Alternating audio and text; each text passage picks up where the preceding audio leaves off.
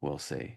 Well, I really am at this point in my career trying to write in every single genre. Um, and I sort of, you could call Shape of Water a romance, but um, my future plans have me clicking off the few that I haven't done yet. So that's a conscious decision on your part, though. You're saying, I am hereby tackling as many, if not all, genres, to see if I can see what it's like. What's the mission statement? I just want to stay interested, stay vital, stay awake, Mhm. um, and just want to keep moving, Yeah. keep Do you, changing. do you find that you have the inkling to kind of return to a particular genre after having done it once? No, I'm always sort of drawn to historical fiction for some reason. I think just because I love research. Yeah. Um, so I find myself often these days, my ideas will take place in some past time, but not really, not really. I Yeah. just want to do all the genres, and I want to just do all the writing styles too. Like I just don't want to do anything. I just don't want to repeat myself. Yeah.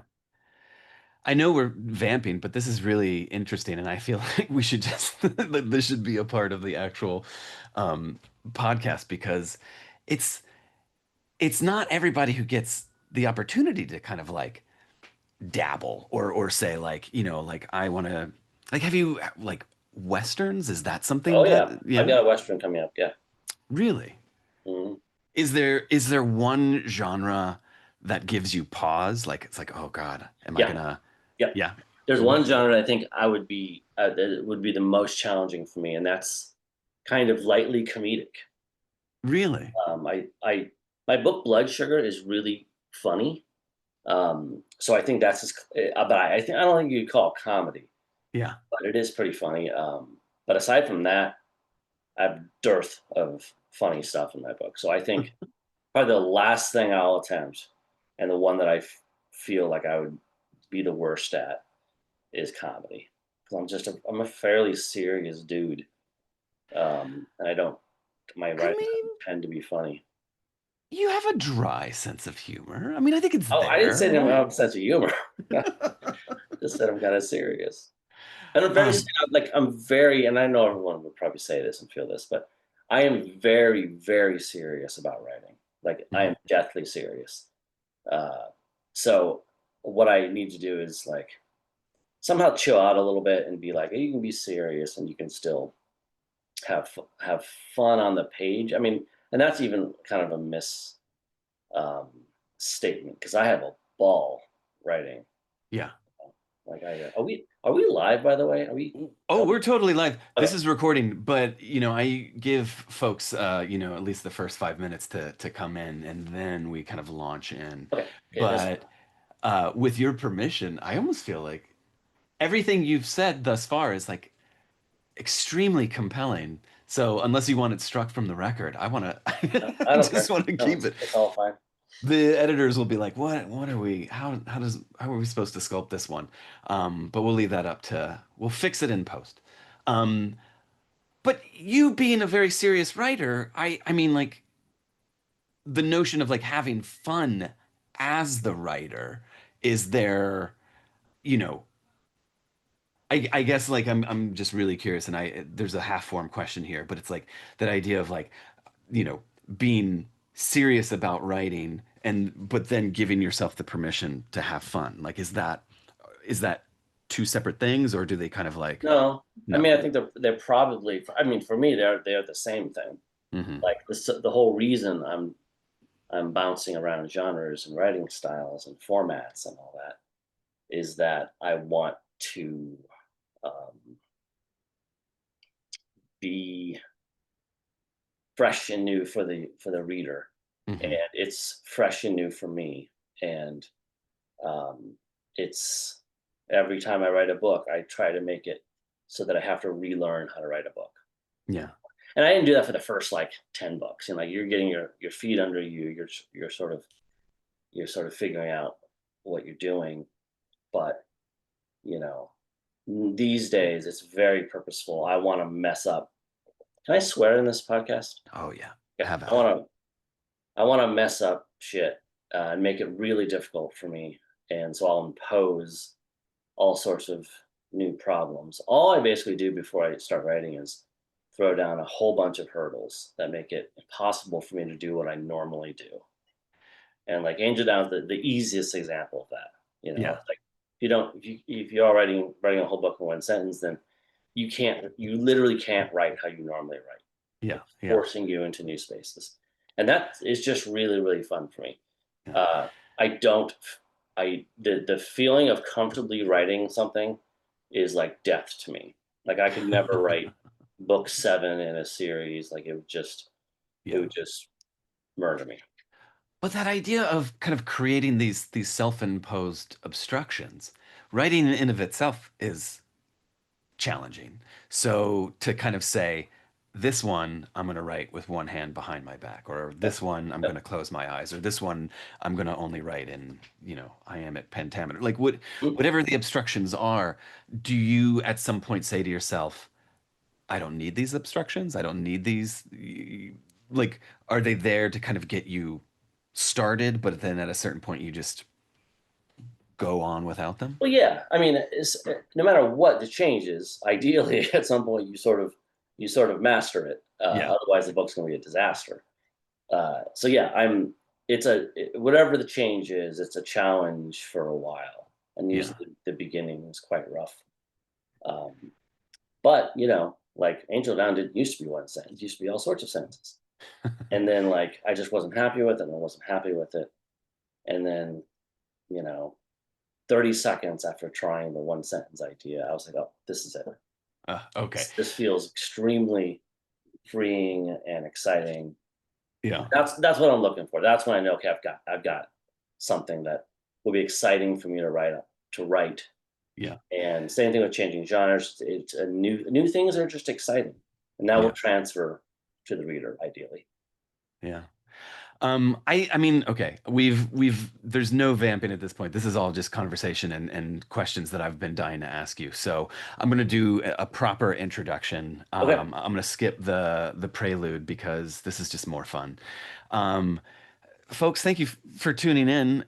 It's kind of a rare privilege to have the opportunity to talk to just one author, but it's not every day that you get to read a novel like Angel Down. And it seemed appropriate, or at least I should say selfish to me, that we invite our guest Daniel Kraus to kind of chat singularly, independently, individually about it, because if you haven't read it, it is it is a beautiful, beautiful book. And I don't like kind of doing like books of the year or like this is the one, because there have been so many this year and every year. But there is no denying that Angel Down will be one of those books that lingers for me for years to come. And I don't know. I just had to corner Daniel and ask him to come on and chat about it. So everybody, please welcome Daniel Kraus to Fearmongers. Hey Daniel, how are you doing? I'm doing just fine. Thank you. Amazing. Um, I I want to start with like a silly anecdote purely because maybe you'll get a kick out of this, but I have two sons, two boys, and my eldest is 12, and he is at an age where he's we're bridging the gap from middle grade into YA or old, like just kind of adult literature. And I've steered him clear of horror. That's not something that anyone needs in their life unless they choose to have it. So it's not me kind of imposing books of like, ah, you need to read Carrie, son. But it's like, what are books that I want to recommend to him? And I recommended Whalefall to him as this book that I thought he would be really interested in. And I mean, he devoured it, he loved it. So when he found out that I was going to be talking to you tonight, he wanted to say that he really loved Whalefall. So yeah, Well, there's that. well, tell him I appreciate it. And yeah, I'm glad he's reading. That's great. Yeah. No, he's a pretty advanced reader, and it's like, what are the books that you start children with? Like young, like he's not a child. Well, he is a child, but like he's entering into this epoch where it's like, I want to choose the book. I want to go to the bookstore and I want to Sure. pick this book off the shelf.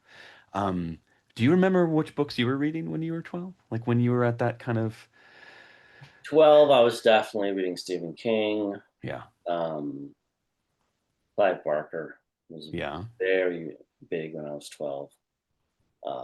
I mean, that would have been just, you know, heavily my heavy Stephen King period, which lasted maybe, I don't know, 5 years, maybe.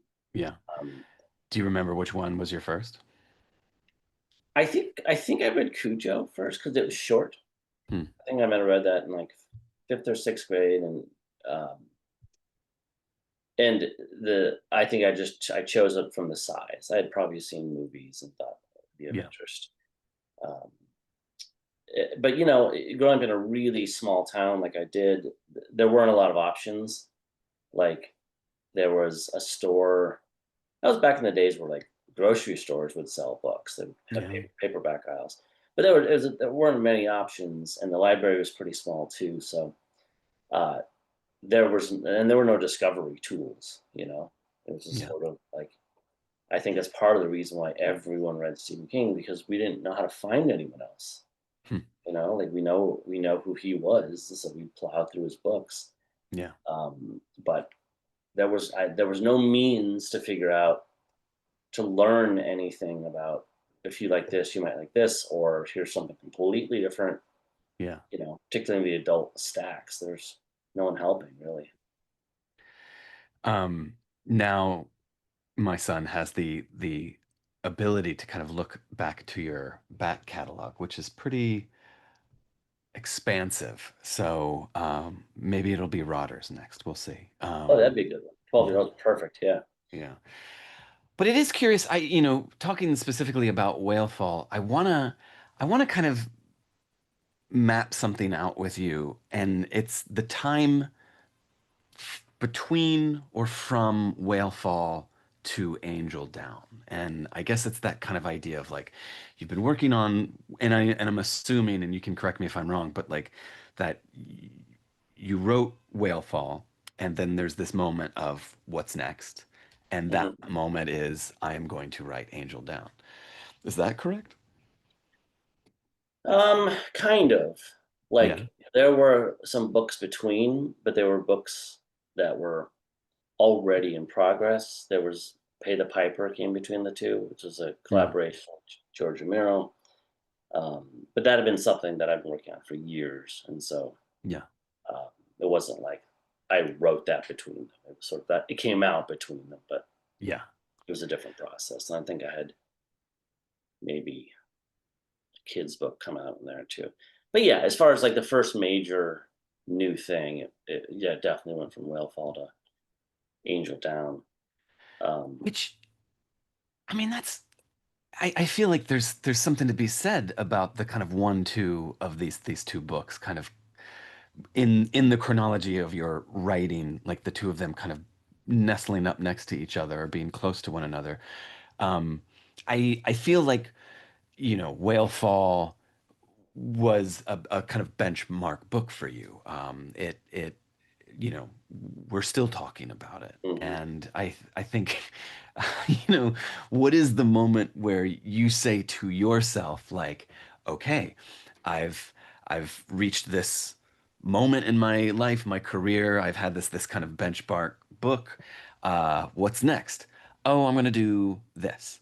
And I it's not a sophomore kind of attempt, but it's that thing of like what follows the book that kind of ripples out to the larger world. Yeah.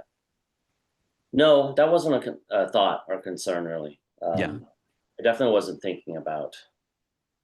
That's one. There are actually a lot of benefits, as you probably know, of having a whole bunch of projects going on at once. Is that all those kind of considerations that I hear other people talk about, like sort of plotting out going from book A to book B and what does it mean in book C, it all just gets lost. Like I don't know what order things are going to come out. I'm certainly not pausing to wait to see how anything does. Uh, it just happenstance that these two books came out next to each other. I wasn't thinking uh, I wasn't thinking how can I one up Yeah. Wellfall. That's not the kind of thing I'm going to be thinking. Um, I don't I don't think I think in that direction. I'm pretty focused on just like what the next idea is and um, kind of where it fits into a career. I don't give really any thought to, and that has been probably uh, bad for my career generally. Hmm. Um, it's really not smart. Certainly in the short term, it's really not smart to be hopping genres and styles constantly. I would have been, I would have had a much easier time of it had I just been like, I'm just going to write horror and that's all I'm going to write. And it would have been so much simpler because the readers would have a sense of uh, this is who this guy is. I'm not going to pick up this next book and be completely blindsided by something that I have no interest in. And I lose readers all the time. Just droves will pick up something and they'll be like, nope, nope. But you gain some, and I think in the long run, it's a really good move. But you Yeah. have to survive the short run. Um, and now I'm kind of at a spot I think where I can uh, doing whatever I want, which I've always done, but it was always sort of harmful to the career. And now it's like I think people are starting to expect it now, and Yeah. that's good. Like Yeah. that's a nice development.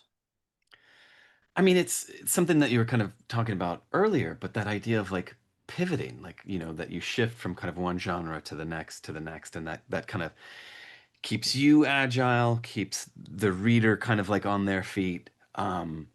But like you are the connective tissue that kind of like I'm coming back for you now. Mhm. It's like Yeah, like what is Daniel's romance going to be? Like what is mhm. Daniel's Western going to be? And I think that like that's a it's a rare and privileged position, but I think like yeah, if you do the long game, like you win out. You Um, win out if you can last that long, you yeah. know, because in the short term, I would just drive my agent insane. Like I would just say, here's, I'd just write it. I'd write a new book and say, here it is. And he'd just be like, killing me, Yeah. like, what am I supposed to do with this? And Well, it has worked out over time, but it wasn't easy. yeah, what decade are we in now? Is this decade like how many years have you been writing professionally? Well, last year, the only reason I know this, because last year there was a 15th anniversary of my first book. Mhm. So really, I don't know, it's 15 years long. Doesn't sound that long, I mean, in the long term, like you know, but there's 15 years 30 goes by books fast. in those 15 years. So Yeah. that there's a lot of work, regardless if it's a long time by the Yeah. watch. There's a lot of work for sure. Yeah. Um, but Angel Down is the type of book that once the kind of core concept, like the storyline, the idea behind it. I remember when it was announced, and I was just like, "Oh, damn, Daniel, you're really going for it." And it I mean, maybe for me, and I'll be honest and frank, like that idea of like, how am I as a reader going to kind of encounter something like Angel Down after having just read uh Whalefall? And that Yes. idea of like what the reader's expectations are now. Um, you that pivot or that kind of turn towards something else really kind of helps. And it is, I don't know, like it is once you kind of get used to that kind of dance move or those steps, like it's like take me wherever you want to go, Daniel. I'll I'll follow you. Yeah, I mean that's that's the goal, but it's like, you know how it goes. Like there's just you really don't have any control over anything. You know, there's just you don't know how people react. You don't half my books. Yeah, whenever I'm like, whenever someone is like, "Oh, you're this was a bestseller, that might be great." I'm like, "Yeah, but most of my books are worst sellers." You know, like there's a lot of strikes in there. I don't Yeah. think necessarily artistically, but there's a lot of commercial disasters in my catalog. So 15 years in, and it still feels like there's no, like, do you feel the solid ground or does it still feel squishy? It I've really made peace with the uncertainty. I was just talking to someone a couple days ago, and we were just like, yeah, it's all about becoming comfortable with uncomfortability. Yeah. And it's like I feel like I'm really there because I don't never any idea if anything's going to be a disaster. But I also know that that's where you're supposed to be. Like, you know, Angel Down especially, like it really was the first book since my first book. So that was 30 books ago Hmm. that I've felt nervous about handing in. Um, Usually I feel really good about a book by the time I turn it in. It doesn't mean I'm right, but it's like, okay, this feels good. It's perfect. And it's always not. Uh, but I had not told anyone. I hadn't told my editor, anyone that it was all one sentence, that I was done in this really weird style. So I was kind of on pins and needles. I was like, man, I truly did not know with this one. If the whole thing was just a disaster. I, Yeah. I had no idea. I'd lost my bearings. That doesn't happen very often. But isn't that, I, I find that kind of uncertainty to be rather galvanizing. That like the potential for chaos or utter collapse. Like if the risk isn't as great as the reward, like what it like, Yeah, but that's exactly it. That's what I'm kind of chasing all the time. It's just that it doesn't normally uh, land that hard in the sense that I was like, I'm not usually nervous at all about a book. Mhm. It may be a failure, but I'm too busy to really linger on that. Like Yeah. that's another great benefit of having a lot of books going on. When one comes out and nobody likes it, I don't really care because I'm 3 books on, You're on and to the next one. I just and by the same token, if everyone loves it, I also kind of don't care that much because I'm 3 books forward on. Yeah. So it's my career has largely from the beginning been, I think, most successful in how I've generally it's my biggest success, I think, is how I've not concerned myself with reception Yeah. to a book very much. Because I'm so over it by the time a book comes out. Yeah. Uh, and I still like to talk about stuff really, but you know, I a book release to me is not exciting to Yeah. me at all. Like I really, really, really like writing, and publishing I sort of feel like ambivalent about. When did you finish Angel Down? Like how much time has elapsed from pressing send to release? Well, I don't know. It was a pretty standard amount of time. So what do you like 18 months maybe? Yeah, yeah. Yeah.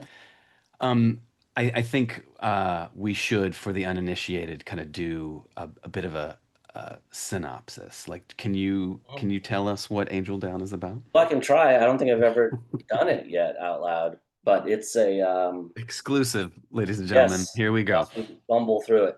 That was the great thing about Whalefall. It was the only book I've ever written that I could sum up in one sentence, and you completely got it. You understood it. You understood the stakes. You were in. It was that was one of the best things about that book. Um, this is a World War I novel about a group of soldiers who encounter a angel that has been shot out of the sky by artillery, and they have to decide what to do with it. And this angel has all sorts of abilities and powers. It could probably end the war, but they get caught up in like the squabbling over it because each of the five men wants something different from the angel. And so this chance to change the world could get snuffed out by just five men not being able to work together. Mm. And then there is a stylistic choice that you've already mentioned, but I feel like it kind of bears repeating. The book itself, in its entirety, is written as one continuous single sentence. And that is a choice that you made at some point in this process. And am I correct in saying it wasn't the original? No, Like it wasn't there at the beginning. no. When did that kind of concept kind of enter the fold? So I feel like I wrote maybe the first, I don't know, 20 pages or so several times. I remember, I don't know if I said it out loud or just thought it, but I remember thinking to myself, well, not every book has to be great.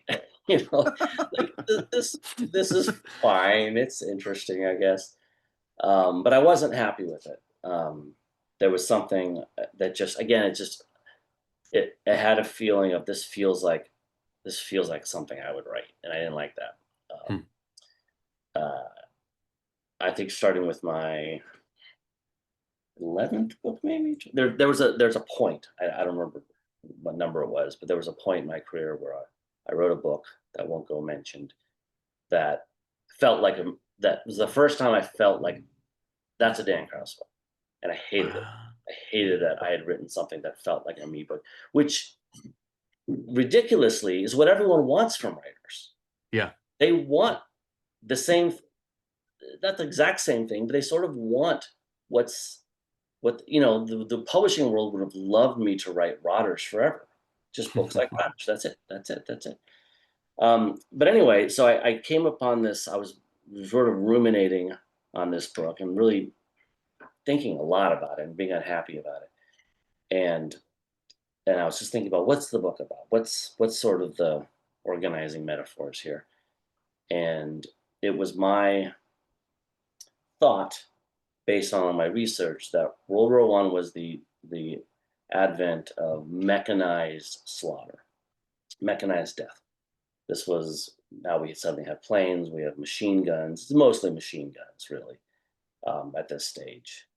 Chemical warfare really had its dawn in World War One, and my sort of thesis was that once we removed ourselves from war and fighting and killing, it became too easy.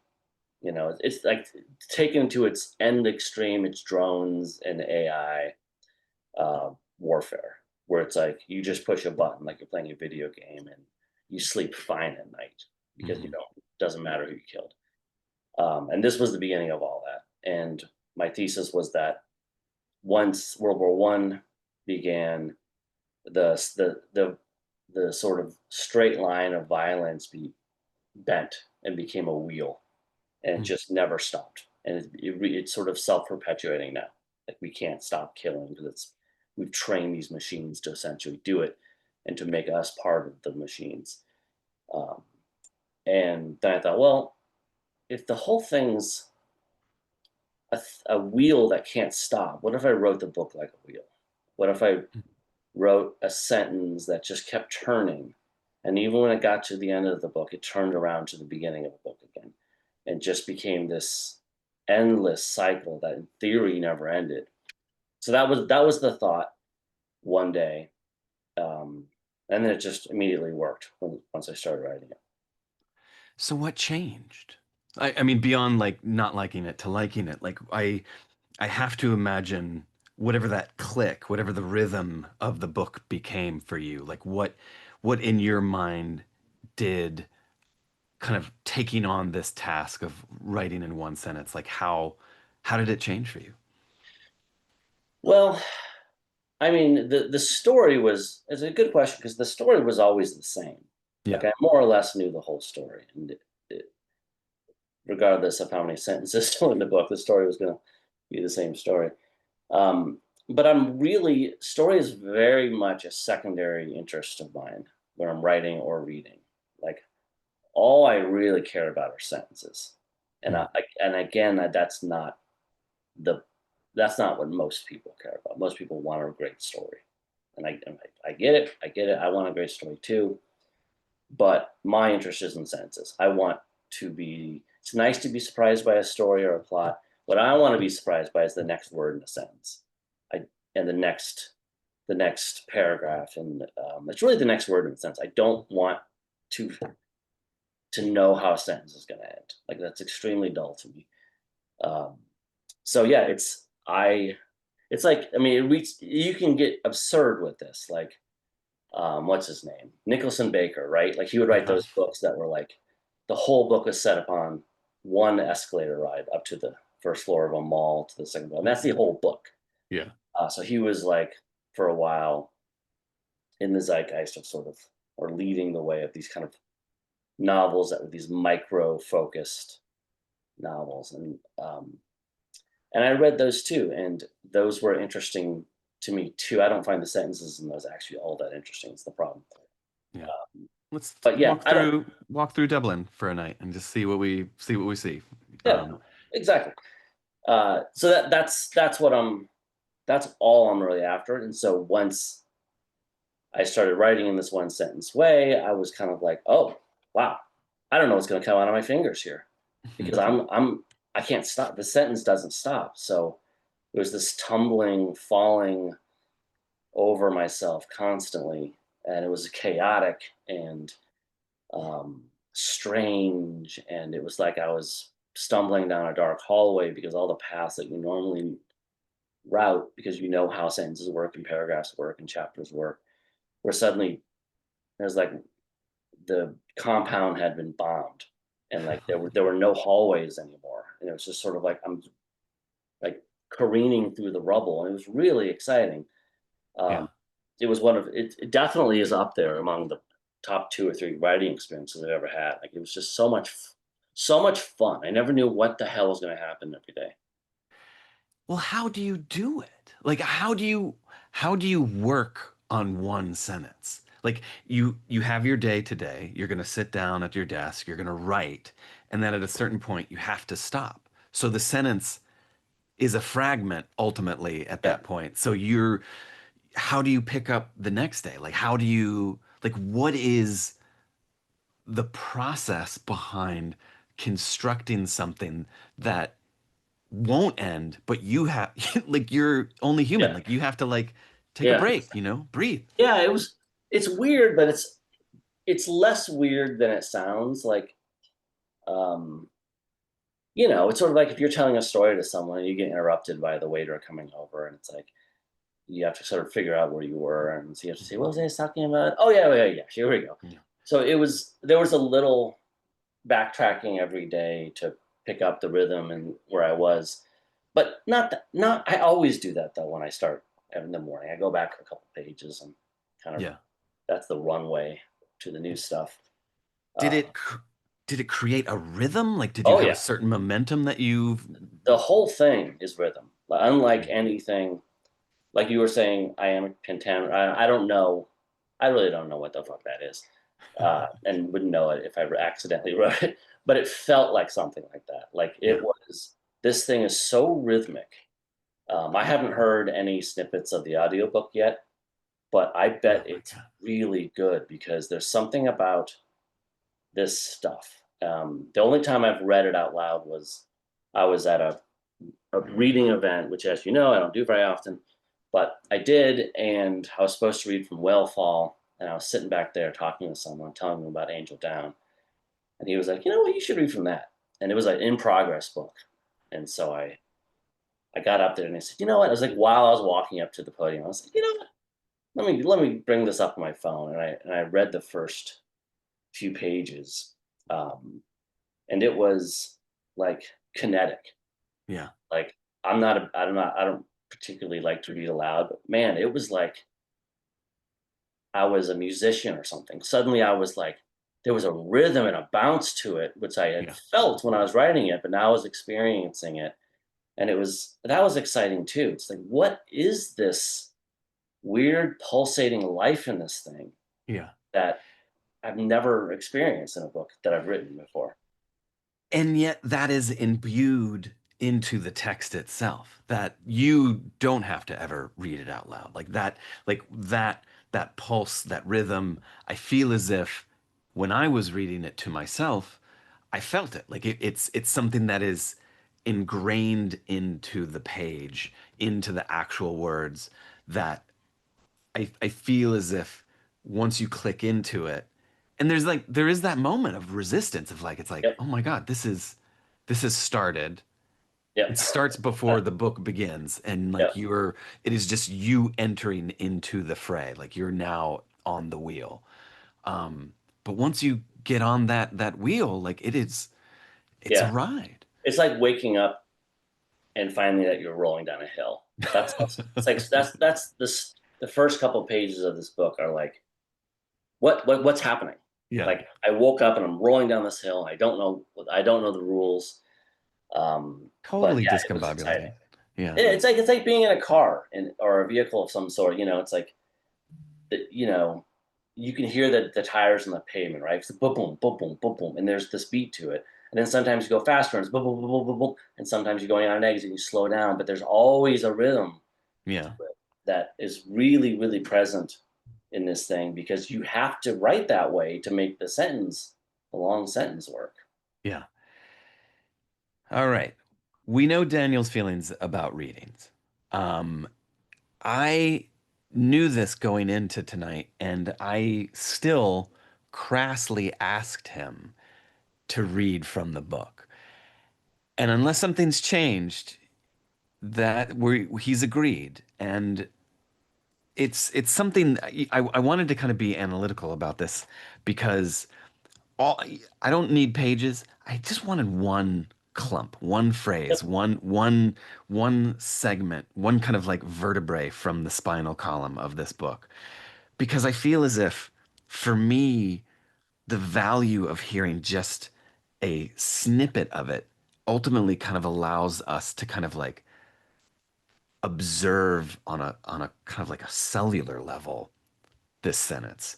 Yeah. And yeah, so I don't know what you're gonna read. I don't know what you've picked. I was happy to pick something at random, but what do you have in mind, Daniel? Yeah, random's good too, but I've got something from chapter 30, 38, chapter 38.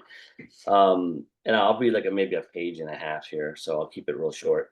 But it's the only thing you really need to know is the main character's name is Cyril Bagger, Bagger, and he's a bad soldier, a shirker of duties.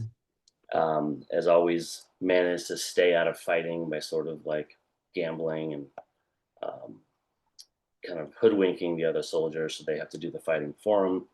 So this is a segment from maybe the last third of the book, and he's been sleeping, and suddenly the camp where they're at is attacked. So here we go. Obviously, I'm starting mid sentence because there's no other way to start. So it's going to start with and. Every paragraph, if you want to call it that, in the book starts with and. All right, so here it goes. And the crackling booms of curtain fire hit seconds later like a boot camp prank of palms slapped over Bagger's ears, and he rocks upward, gasping, horses overhead neighing and rearing, and Bagger rolls away. Whose can crush skulls? And when he's face up, the whole regiment has appeared out of nowhere, 5,000 men scrambling like ants from a booted anthill. And soldiers strap on bandoliers. They leap into reserve trenches. Men toss other men Springfields and Enfields and Garands. Knights in olive drab storm through craters with Vickers guns strapped to their backs. A team of artillerists wheel out an 18-pounder. Engineers emplace bridges over trench tops, and staff sprint across them to string cable to telephones already being shouted into by officers. Cooks drop breakfast tins in favor of rum rations. Medics raise aid posts and dash off with stretchers. Never enough. And Bagger, to his breathless shock, is among them, finally among them, racing to a front carapaced by mud and straw, the horizon lit by wrath's votive fires, ground sliding like calving glaciers, ghostly after images. stamped onto his retinas from staccato blasts, all of which resolve into the shape of the angel. She's probably still in that dugout, and as bad as it is that Reese has her, letting the Krauts get her would be worse. So Bagger's got to do what he can to protect her, and that means fight, finally fight. And someone from somewhere throws him a rifle, cold matte black in his hands. The weight nearly sinks him. Gotta be 20 pounds, so heavy it's got its own handle. Bagger glances down as he runs. Holy shit, it's a bar, a Browning automatic. The sons of bitch has finally arrived. The thing's practically a myth. Shoots a Springfield's 30 caliber round, but from a 20 round box mag. It's a mobile machine gun, and he, Private Bagger, inveterate coward, has got one. And he bellows, top of his lungs, can't hear it over the barraging drums of a new round of Jerry's shells, but sure the fuck feels it. Larynx shredding in the force of his war cry. Holy shit, Cyril Bagger's got a war cry. Same as the other boys, it expels from his guts with the same skyward explosion as the missiled earth. He's bloodthirsty. He'll do anything he needs to protect she who needs protecting. The end. Amazing. I was listening to it and I hadn't had this thought until now, but are you a Jack Kerouac fan by any chance? No. I read in college, I read he wrote Dharma Bums, right? Yeah, yeah, So I read Dharma Bums in college and didn't like it, and yeah. never returned to him. You know, he's an acquired taste. But what I love about hearing kind of the history of writing on the road was that he wrote it on a typewriter with a piece of paper that was like a continuous, Oh like a yeah, long scroll. extended sheath. Yeah. Yeah. Um, and hearing you read, it gave me that kind of same kind of kinetic, like this is something that in the writing of it, the delivery of it, the reading of it, the presentation of it, like it just there's momentum behind it. And I don't know, I just really appreciate that because it is so rare for I think most readers, and I'm making a kind of gross over generalization here, but like I think most readers don't necessarily pay attention to what's in their hands.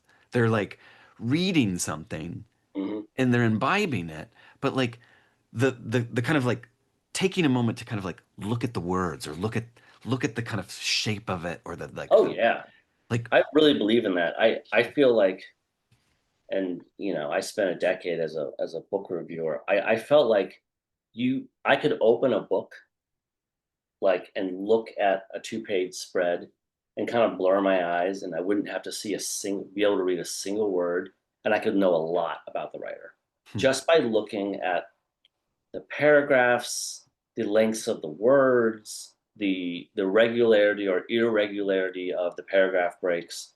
Like there's something you can just grasp immediately from just looking at it as almost a graphic, uh, arranged piece of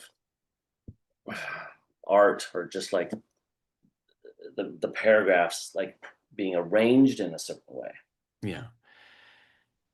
You spoke about the kind of the mechanism of war, that the kind of the gears of war and how they're just grinding on and like, you know, timing being what it is and just kind of looking out out into the world and kind of opening up the newspaper. I I find this to be a very good time to read this book, Yeah, given the fact that it's a very kind of terrible time to be reading a book about war. yeah, So maybe this is the only time to be reading a book like that. But I guess I want to ask a kind of unfair question of like the more things change, the more they stay the same. This is a historical novel. This is World War One.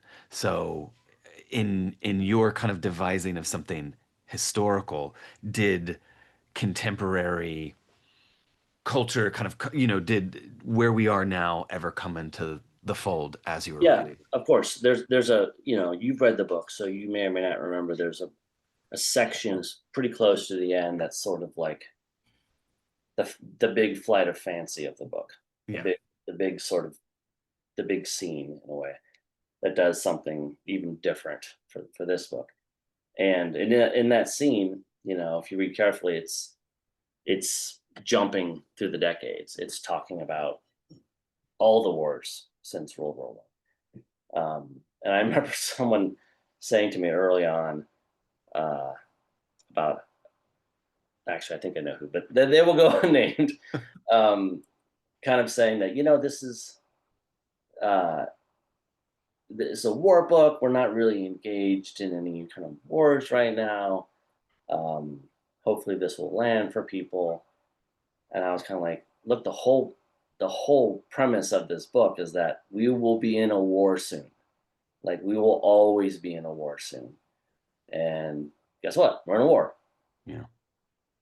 No spoilers though. I wasn't gonna talk about the ending. I feel like there is something to be said about experiencing this book for its tension points between genres that like, you could come into this like ready for like a war story or a historical novel, but then it kind of like bristles up next to the supernatural or bristles up to something cosmic, Yeah. and I feel like that it's always interesting for the reader to kind of accept the kind of cross-pollination of genres. And I wonder if there's any kind of thought in your mind of like the merging of two or several different kind of like genres into one. I mean, I know I do it most of my books.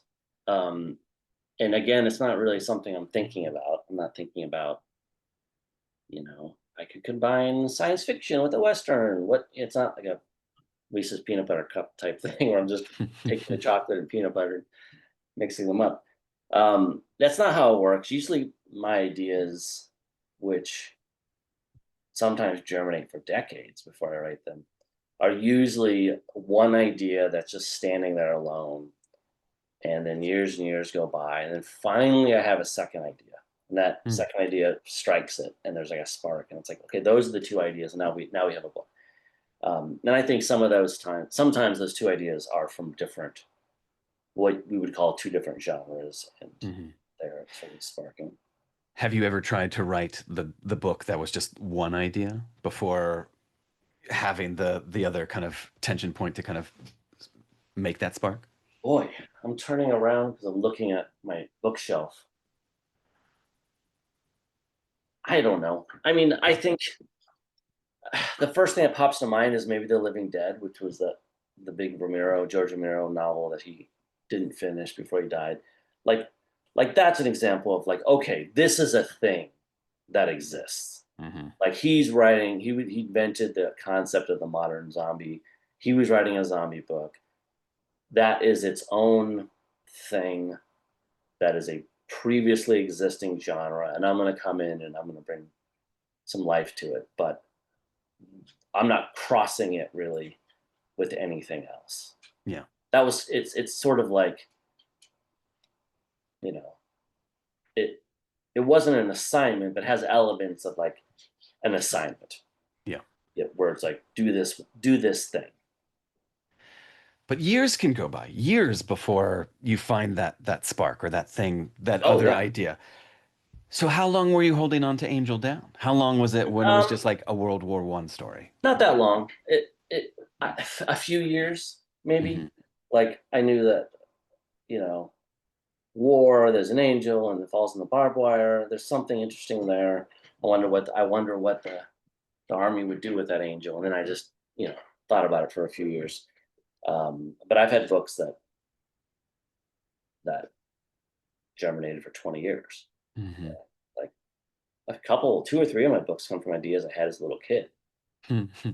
So they just keep circling in the brain. Yeah. One day they something snags upon it. Do you find yourself kind of taking a moment to be like, I need to like do some spring cleaning, like I need to purge some of these kind of residual ideas, because otherwise it's just going to get a little too cluttered. No, I don't. Sometimes I wonder because I have all my little notebooks. They're all right here in the drawer here, and sometimes I wonder what riches might be hidden in there somewhere, but and if I should just sit down and look through them. And Yeah. every once in a while over the years, there's been reason for that. You know, like I know you did a story for the Creep Show comic, right? Hmm. So I did one too, and like that was an example of okay. So I need a little horror idea, Hmm. and I think that was a case where I just paged through some of my notebooks and was like, okay, well here's 7 or 8 little germs that I like. Um, but generally, I just kind of trust my brain to cling to the important ones. Yeah. Um, yeah, It's so funny. You bring up the Creepshow comic, and I think I pitched upwards to like 13, like 10, 12, 13, and they just keep shooting them down. Like, no, no, no. And I would pitch one and it'd be like, this is clearly a Creepshow story. Like, this yeah, feels like it is, in fact, a Creepshow comic. And they'd just be like, no, not what we want. And I was just like, God, do I even know? Like, it's like putting the cart before the horse of like, is this the assumption of what a creep show comic story would be versus like just telling a story, like telling a story yeah, that right. just so happens to be within the context of this. Um, so yeah, I totally understand how that is. Um, this book comes out July 29th, and it's coming out into this world that we're living in. Like, do you is this the best time for this book? Or is just this book will just be in kind of permanent rotation because this is the world we live in now. Yeah, I don't think. Again, when I mentioned that the person who had said they weren't sure this was the right time for it, I don't really believe so much in the right time for books or movies. It's sort of like I feel like the good stuff is always going to rise up, um, and I think even if we were in some sort of great period of peace, um, it would still work. Uh, yeah, I don't think so. Yeah. Like I feel like everything. It kind of goes back to what I was saying about sentences. Like it doesn't matter in some ways what the period you're living in. A great sentence is a great sentence. Yeah. Um, and sometimes a great sentence is the whole book. And it is a great sentence. Oh, thank you. Um, Daniel Kraus, I can't thank you enough for coming on and talking to me and talking to us about Angel Down. Uh, Angel Down comes out July 29th, 2025, from Atria Books, correct? Patriot. Is Yeah. that? Yep. Shout out to your editor Lone, who's amazing. Um, Yeah. I I feel like, you know, they work with Sarah Langen. Like, I mean, like, it's pretty astounding when like you see the kind of the stable of writers that an editor works with, and you're just saying to yourself, like, wow, it's kind of amazing. So I wanted to give Lone a shout Yeah. out. I'm glad you did. She's amazing, and you know, and I don't know if she knows how. As I said, this was the first book in many, many books that I was nervous about, and I Yeah. don't know that she knows how nervous I was about her reaction to it, and her immediate enthusiasm for it, just like made me feel so good, but it Yeah. made me feel even better about her. Like it wasn't like, oh, I've done great. It was more like, oh my god, I found my person. Yeah. Like she gets what I'm up to, and she's supportive of it, even though it's super weird. I was really excited by her excitement. That's amazing. It's a good feeling. It's not every time that that's the feeling, Yeah. So Oh, you're definitely right. um so I just have to ask one last question just because you brought it up. She didn't know that it was one sentence when No, you nobody knew. Nobody. nobody knew. So you press send, and was there a moment where you're like, so just to give you a heads up, the thing you're about to read is in fact a run-on. I think I didn't say that, but I did say something like, "This book has a particular style, and I hope it works for you." I was really hoping. because to undo a one long sentence, a 300-page sentence, was going to be very, very difficult. So Oh I my didn't. I God. was really hoping it worked, but I really was uncertain about it. That is a clincher, man. That is, I can imagine your ass being puckered until she replied, like, I read it. It was a rough.